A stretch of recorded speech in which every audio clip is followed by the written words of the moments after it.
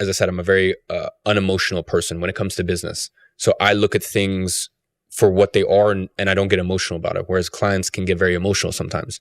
They can go, I had clients of mine who were spending £10,000 a month on red bus ads, but then they were like trying to like constantly on my neck for the £2,500 a month I was charging them to manage their entire social media and grow it.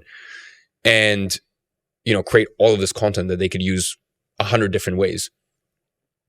And it got to a point where it just got on my nerves so much that I was like, fuck this, I'm done. I need to change things up. I need to pivot. And that's when I started learning advertising. And that's when I decided, okay, I'm going to start offering advertising services.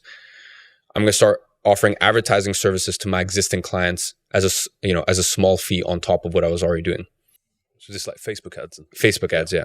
And, that's when I scaled to $100,000 a month. No, I'm just kidding. What actually happened is I lost like fucking 70% of my business, because the issue was I was so shit at ads that not only did I lose them for the ad services, but I was charging very small amounts to do it, because I was upfront with them that, hey, I'm just getting into this. But it wasn't that they looked at that and they were like, okay, he can't offer the ad services. They just looked at it as, okay, he's just shit at what he does in general. Whereas they had, they were clients for 6 months before that, very happy with the other core creative services, but I got dropped for both. So that was a rough period where I had to basically just learn advertising. And that was the first time that I really started to look outward and start looking at contractors and realizing that I didn't just need a full-time employee. I could start using contractor arbitrage. I could start using this global market that we have, and the fact that for someone, listen, if I'm charging, at that point I was charging UK clients, US clients, $2,500 a month, $3,500 a month.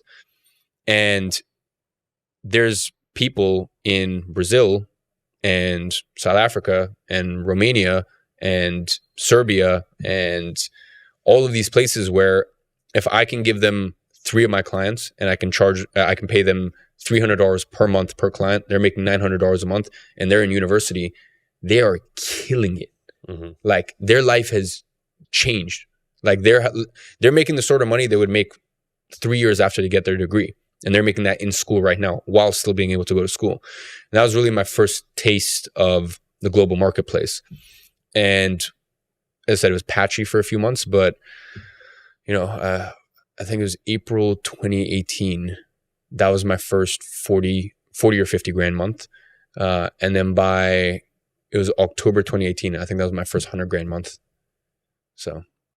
Was there a point where you'd hit a certain amount of revenue or profit per month where like, this is good, where you felt like, like I've made it? No. And that same attitude has carried through my entire life. And I genuinely think it's the reason I am where I am today. I've never been interested in making it. That's why I don't believe in the whole like, oh, I made it bullshit, because I've seen it time and time again where people make it and they buy their Lamborghini and they buy their this thing and that thing. And they're like, oh, I made it. I achieved the dream. And people don't realize that things decay. Yeah. There's entropy. What you can do is you can buy yourself time. Like if you work really hard for the next 6 months, you may have bought yourself 18 months, but there's no such thing as fucking passive income. Yeah. The market will do what the market does and someone will come in and take your spot. So I guess just from a young age, I've always just realized there's no such thing as like, I'm here now, I'm happy. I think there's definitely a monetary amount where you can get to where you realize, okay, I'm kind of happy at this amount, but it still takes maintenance. I think I was in such a weird position where I made my first million when I was 18. And when you make your first million when you're 18, and you're also like, I grew up so quick in so many senses of my life. So like, even when it came to women, when it came to money, when it came to all these things, I grew up so quick, and it gave me this perspective that, like, for me at least, apart from work and challenge, like what's left?